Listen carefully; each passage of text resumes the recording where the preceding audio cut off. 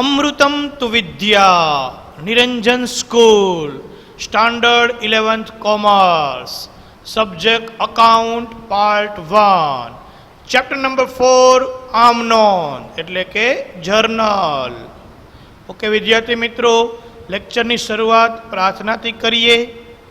O God, guide me, protect me, illumine the lamp of my heart and make me a brilliant star. Thou art the mighty and powerful.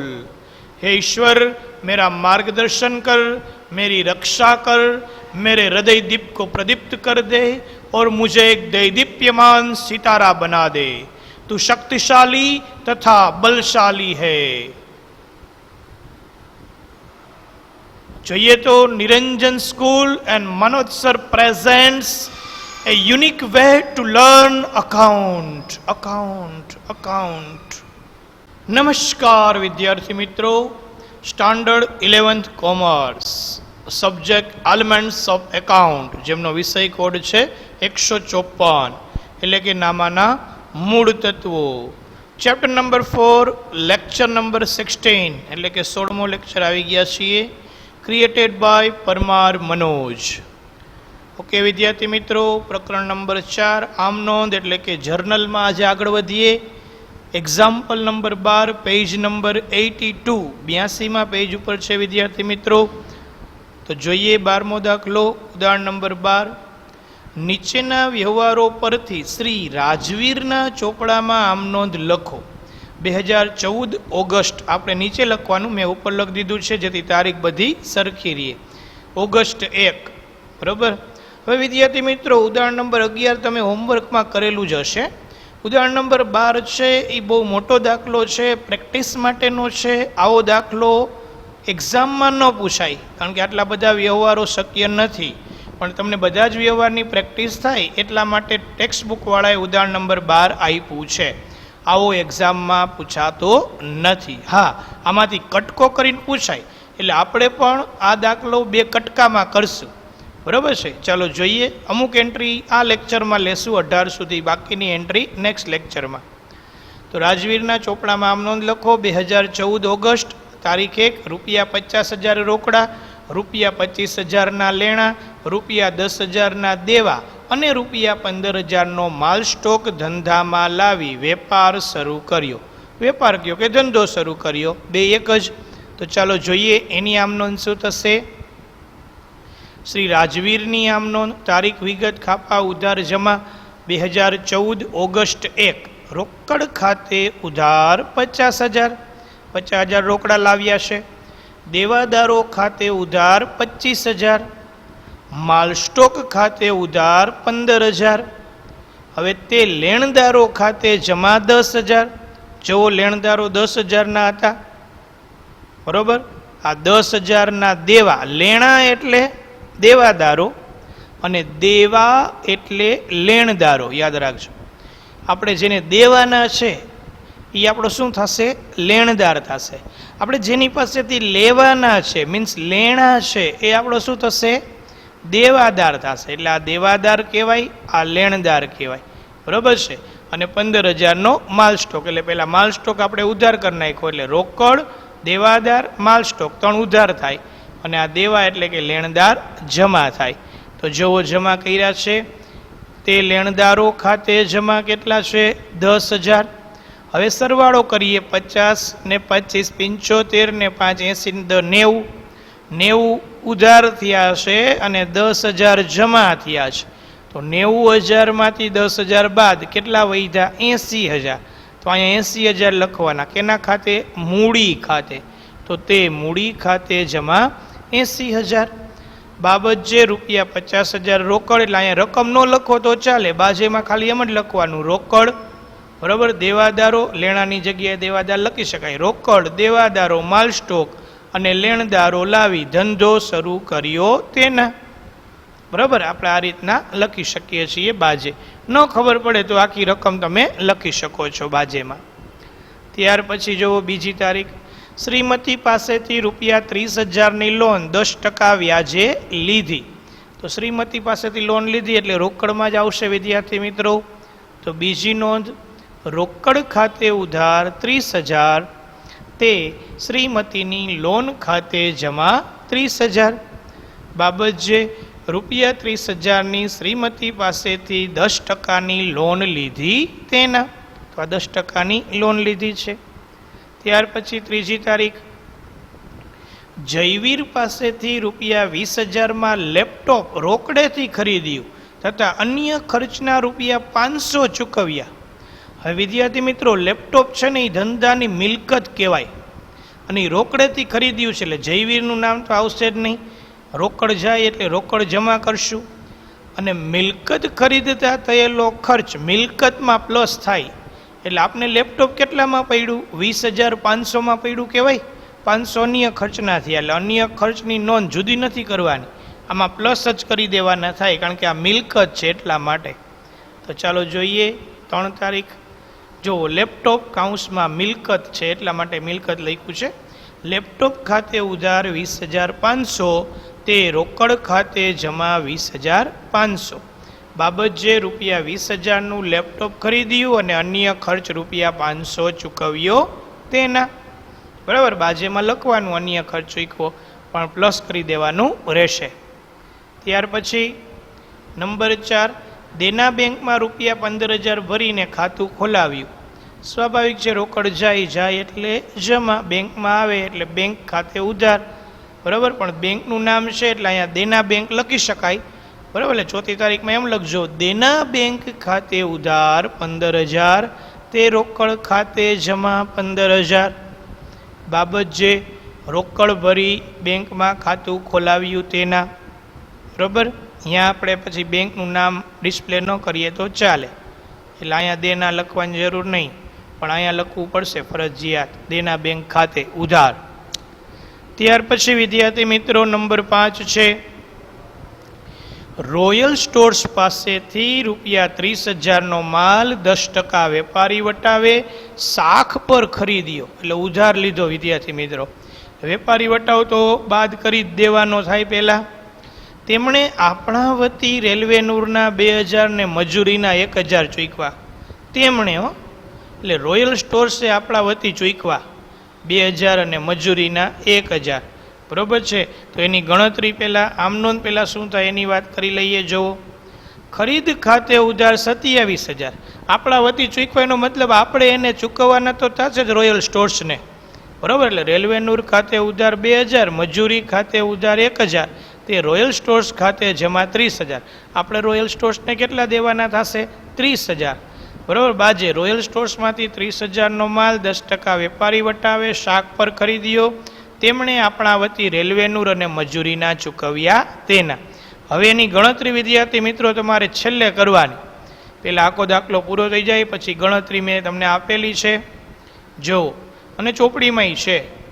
વિશિષ્ટ વ્યવહારોની સમજૂતી નીચે મુજબ: August 1, 50,000 રોકડ, 25,000ના દેવાદાર, 5,000નો માલ stock, minus 10,000ના લેણદાર એટલે 80,000 એ મૂડીની રકમ થાય, જે હમણાં સમજાયું. 5મી તારીખ, રોયલ સ્ટોર્સ પાસેથી 30,000ના માલમાંથી 10% પહેલાં વેપારી વટાવ બાદ કરો એટલે 27,000ની ચોખ્ખી રકમ એ ખરીદ ખાતે ઉધાર કરીને રોયલ સ્ટોર્સ ખાતે શું કરવાનું? જમા કરેલો છે. બરાબર, તો આ રીતના ગણતરી થશે.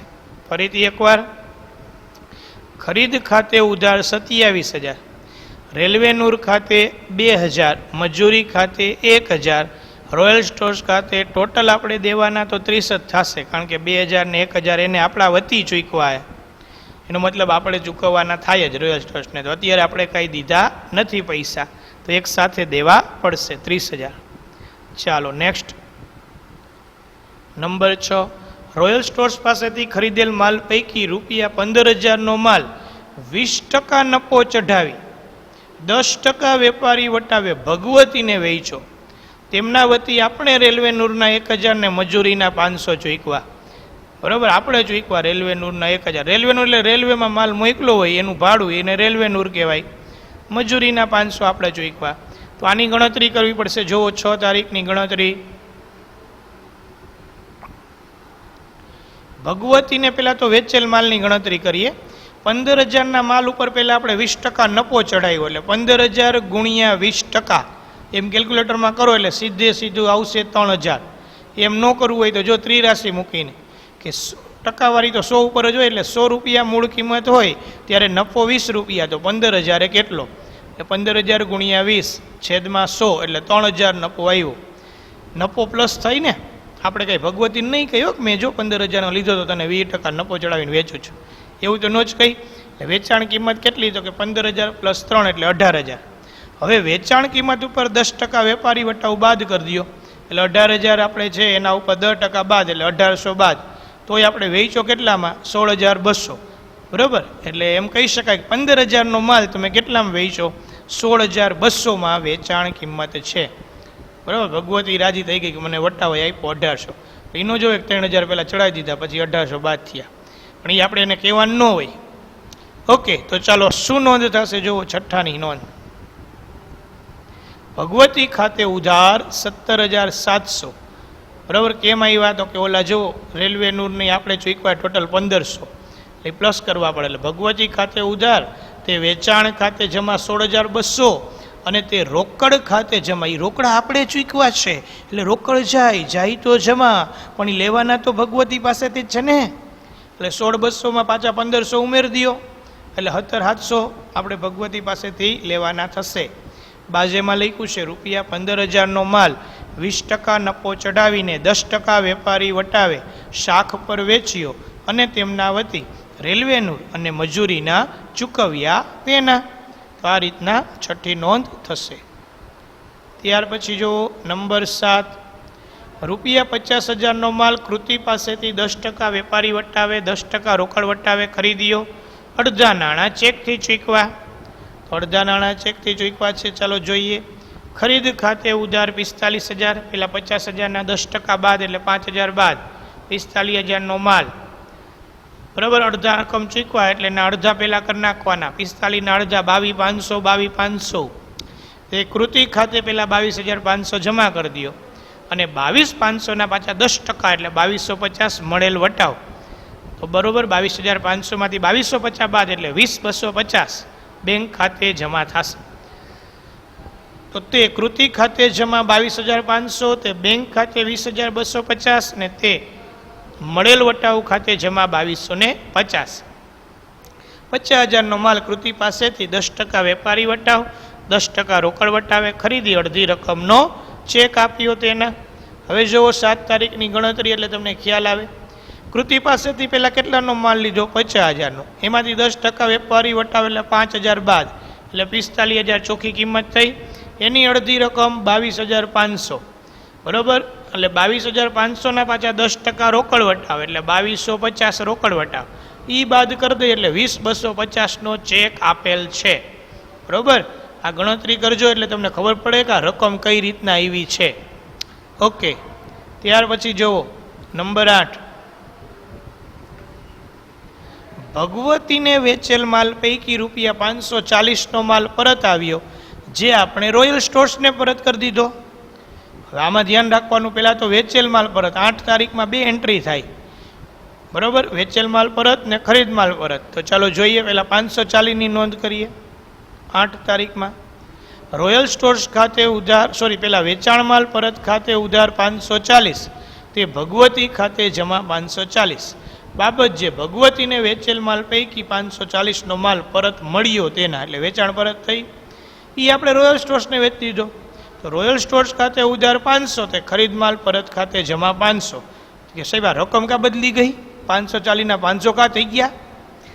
તો જો એમાં આપણે નફો ચડાવ્યો હતો ને ભગવતીને વેચ્યો ત્યારે, તો એ બાદ કરી દેવો પડે. ભગવતીએ પરત કરેલ માલ આપણે રોયલ સ્ટોર્સને પરત કર્યો, ₹500ની મૂળ કિંમતનો હતો. કઈ રીતના થાય? તો એની ગણતરી જોવો.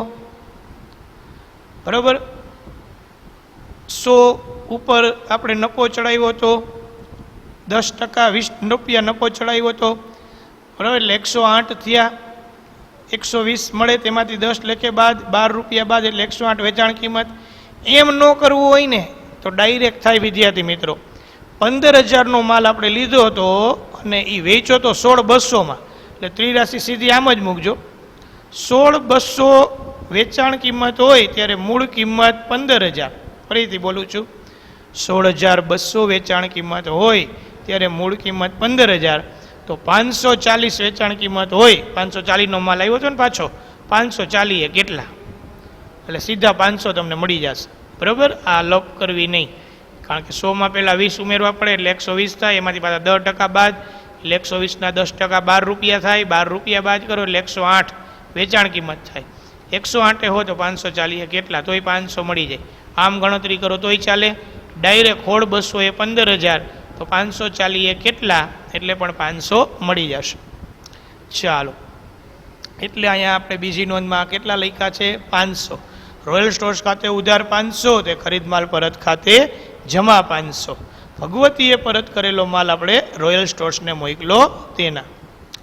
ત્યાર પછી 9 તારીખ, નિરાલીને ₹15,000નો માલ 20% નફો ચડાવી 10% વેપારી વટાવે અને 10% રોકડ વટાવે વેચ્યો.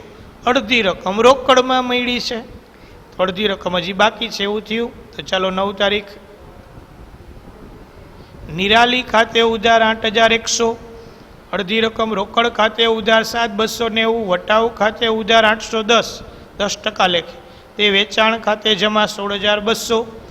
બાજે નિરાલીને ₹15,000નો માલ 20% નફો ચડાવી 10% વેપારી વટાવ તથા 10% રોકડ વટાવે વેચ્યો, જે પેટે અડધી રકમ રોકડમાં મળી તેના. ચાલો એની ગણતરી જોઈ લઈએ વિદ્યાર્થી મિત્રો. 9 તારીખ જુઓ, 15,000ના માલ ઉપર પહેલાં 20% ચડાવીએ એટલે 3,000 થાય, એટલે 18,000. એમાંથી 10% વેપારી વટાવ બાદ એટલે 1,800 બાદ, એટલે હોળ 200 આવશે. એના અડધા એટલે 8,100, 8,100. એના 10% રોકડ વટાવ 8,100ના 10% 810. 8,100માંથી 810 બાદ એટલે 7,290 રોકડ રકમ ગણેલી છે. બરોબર, આ રીતની નોંધ થશે 9માં. ફરીથી નિરાલી ખાતે ઉધાર 8,100, રોકડ ખાતે ઉધાર 7,290, વટાવ ખાતે ઉધાર 810 ને તે વેચાણ ખાતે 16,200. ત્યાર પછી વિદ્યાર્થી મિત્રો નંબર 10, ભૌતિકને ₹20,000નો માલ 30% નફો ચઢાવી 10% વેપારી વટાવે ને 10% રોકડ વટાવે, જો 10 દિવસમાં નાણાં ચૂકવે ને તો આવી શરત રાખી અને વેચ્યો. મીન્સ હજી ભૌતિક કાંઈ ચૂકવતો નથી 10 તારીખે, તો એટલે ખાલી વેપારી વટાવ બાદ થાય. 20,000 ઉપર 30% એટલે 3 દુ 6, 6,000 પ્લસ કરીએ એટલે 26,000, 26,000ના 10% એટલે 2,600 રૂપિયા બાદ. બરાબર, રોકડ વટાવ ગણાશે નહીં, કારણ કે અત્યારે કાંઈ ચૂકવતો નથી. તો 10 તારીખની નોંધ જોવો વિદ્યાર્થી મિત્રો. ભૌતિક ખાતે ઉધાર 23,400, તે વેચાણ ખાતે જમા 23,400. બાબત જે 20,000નો માલ 30% નફો ચડાવ્યો અને 10% વેપારી વટાવે વેચ્યો તેના. 26,000માંથી 2,600 બાદ એટલે 23,400. ચાલો નેક્સ્ટ જોઈએ. 11 તારીખ, ગુજરાત સમાચારનું જાહેરાતનું બિલ 1,500 ચૂકવું. બરાબર, તો જાહેરાત ખર્ચ જ કહેવાશે, રોકડું જ ચૂકવું હોય. 11 તારીખ, જાહેરાત ખર્ચ ખાતે ઉધાર 1,500, તે રોકડ ખાતે જમા 1,500. બાબત જે ₹1,500 ગુજરાત સમાચારનું જાહેરાતનું બિલ ચૂકવ્યું તેના. ત્યાર પછી વિદ્યાર્થી મિત્રો 12 તારીખ, અંગત ડિવિડન્ડ ₹800 મળ્યું છે, ધંધાના બેંક ખાતામાં ભર્યું. તો ડિવિડન્ડ અંગત આવક થઈ, આમાં અંગત લખ્યું છે. બરાબર, તો એ મૂડી તરીકે માલિક લઈ આવ્યો કહેવાય ધંધામાં આવે એટલે. બરાબર, તો એ મૂડી તરીકે આવ્યું, ડિવિડન્ડ ધંધાના બેંક ખાતામાં ભર્યું છે. ચાલો નોંધ થશે જુઓ 12 તારીખમાં. બેંકમાં આવે એટલે બેંક ખાતે ઉધાર 800, તે મૂડી ખાતે જમા 800, અંગત ડિવિડન્ડ 800 જે ધંધામાં બેંક ખાતામાં ભર્યું તેના. ઉપાડી જાય તો ઉપાડ કહેવાય અંગત કોઈ પણ બાબત માટે, અને અંગત કંઈ લઈ આવ્યો તો એ મૂડી તરીકે જ લઈ આવ્યા કહેવાય માલિક, એટલે મૂડી ખાતે જમા આવે. ખાસ ધ્યાનમાં રાખવાનું, ડિવિડન્ડ ખાતે જમા ન કરતા, મૂડી ખાતે જ જમા કરવાનું છે, અંગત છે એટલે. પછી 13 તારીખ, નિરાલીએ તારીખ 9ના વેચાણ પૈકીનો ₹650નો માલ પરત કર્યો. તો વેચાણ માલ પરત કહેવાશે વિદ્યાર્થી મિત્રો. 13 તારીખ જુઓ, વેચાણ માલ પરત ખાતે ઉધાર 650, તે નિરાલી ખાતે જમા 650. બાબત જે તારીખ 9ના વેચાણ પૈકીનો 650નો માલ નિરાલીએ પરત કર્યો તેના. ત્યાર પછી વિદ્યાર્થી મિત્રો 14 તારીખ, મફત નમૂના તરીકે ₹400નો માલ મળ્યો, તે માલ ગ્રાહકોને જાહેરાત માટે મફત વેચો, મફત જ મળ્યો મફત વેચો, બિન આર્થિક વ્યવહાર, કોઈ નોંધ થશે નહીં. 15 તારીખ ભૌતિક પાસેથી અડધી રકમનો ચેક મળ્યો અને રોકડ વટાવ કાપી આપ્યો. જો ભૌતિકને આપણે 10 તારીખે વેચ્યો હતો ને, એમાં એમ કીધું હતું 10 દિવસમાં નાણાં ચૂકવે ને તો 10 પછી ક્યારે ચૂકવે છે? 15, 5 દીમાં જ ચૂકવા, પણ અડધા ચૂકવા તો અડધા ઉપર વટાવ ગણાશે. ચાલો જુઓ 15 તારીખ બરાબર. 14 બિન આર્થિક વ્યવહાર. 15 તારીખ બેંક ખાતે ઉધાર 10,530, વટાવ ખાતે ઉધાર 1170, તે ભૌતિક ખાતે 11,700. કારણ કે 23,400ના લેણા હતા, અડધી રકમ 10,530નો ચેક મળ્યો અને 1170 વટાવ કાપી આપ્યો, એટલે 11,700 હજી ભૌતિક પાસે આપણે માગીએ છીએ એવું થયું. બરાબર, એની ગણતરી જોઈ લઈએ. ભૌતિકને વેચેલ માલનો હિસાબ જોવો. 10ના વ્યવહાર મુજબ વેચેલ માલ 23,400 છે, જેમાંથી અડધી રકમ મળે તો 11,700 થાય. તેના ઉપર 10% શરત મુજબ રોકડ વટાવ એટલે 1170 થશે, એ બાદ કરી દો એટલે 10,530 મળેલા છે. 15ની આમ નોંધમાં આપણે જોઈ શકીએ છીએ. ચાલો ત્યાર પછી વિદ્યાર્થી મિત્રો તારીખ 16, નિરાલીએ પરત કરેલ તારીખ 13નો માલ કૃતિને મોકલી આપ્યો. બરોબર, તો કૃતિને આપણે નફો ચડાવીને વેચ્યો હોય, બાદ કરી દેવો પડે. 16 તારીખ કૃતિ ખાતે ઉધાર 602, તે ખરીદ માલ પરત ખાતે જમા 602, બાજે નિરાલીએ પરત કરેલ માલ ₹602નો મૂળ કિંમતે કૃતિને પરત કર્યો તેના, એની ગણતરી જોઈ લઈએ. ઓની જેમ જ નિરાલીએ 650નો માલ પરત કર્યો, એના ઉપર આપણે 20% નફો ચડાવ્યો હતો. બરાબર, એટલે 100ના 20% એટલે 120, એમાં પાછા 10% વેપારી વટાવ એટલે ₹12 બાદ 108. ઓની જેમ જ 108 એ 100 તો 650 કેટલા, એટલે 601.85 થાય. એટલે પોઈન્ટ પછી 50 કે 50થી વધારે આવે તો વધારે દેવાના ને, એટલે ₹602 આપણે પાછા દઈ દેવાના થાય. 602 લેખે માલ પરત. બરાબર, એટલે 602 લખ્યા છે. ત્યાર પછી વિદ્યાર્થી મિત્રો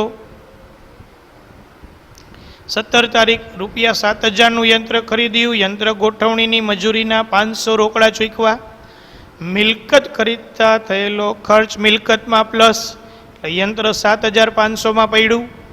17 તારીખ જુઓ, યંત્ર ખાતે ઉધાર 7,500, તે રોકડ ખાતે જમા 7,500, બાબત જે ₹7,000નું યંત્ર ખરીદી યંત્ર ગોઠવણીના 500 સહિત રોકડા ચૂકવ્યા તેના. ત્યાર પછી વિદ્યાર્થી મિત્રો 18 તારીખ નમૂના તરીકે ₹300નો માલ મફત મળ્યો તો કાંઈ નોંધ ન થાય, બિન આર્થિક વ્યવહાર કહેવાય. બરાબર, તો નમૂના તરીકે આપણને મફત મળ્યો છે એટલે બિન આર્થિક વ્યવહાર છે.